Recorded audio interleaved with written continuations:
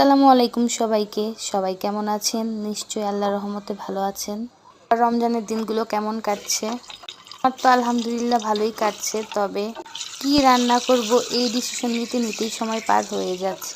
পৃথিবীর সব সিদ্ধান্তই কোনো না কোনোভাবে নেওয়া যায়, কিন্তু কি রান্না করব এই সিদ্ধান্ত নেওয়াটা মনে হয় পৃথিবীর সবচেয়ে টাফ একটা সিদ্ধান্ত।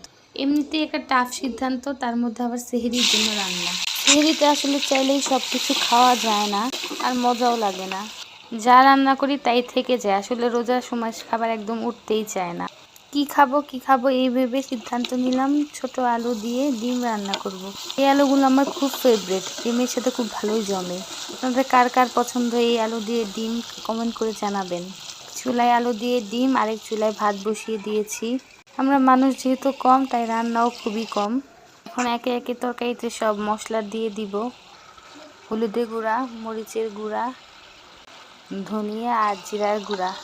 তারপর আলুগুলো ভালোভাবে কষিয়ে নিব। আসলে তরকারির আসল মজা হচ্ছে কষানোতে। এবার ডিমগুলো দিয়ে দিব।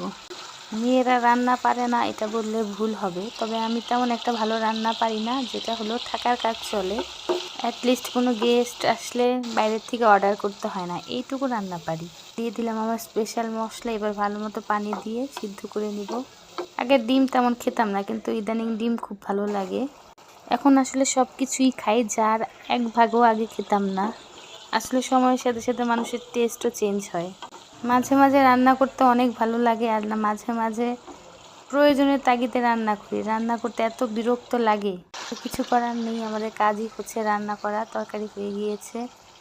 ভিডিওটা গতকাল রাতের। আমার ছেলে ঘুমিয়ে গিয়েছে, আমিও রান্না শেষ করলাম।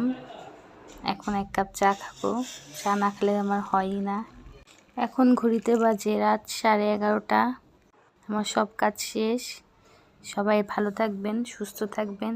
Stay happy, stay connected. আল্লাহ হাফিজ।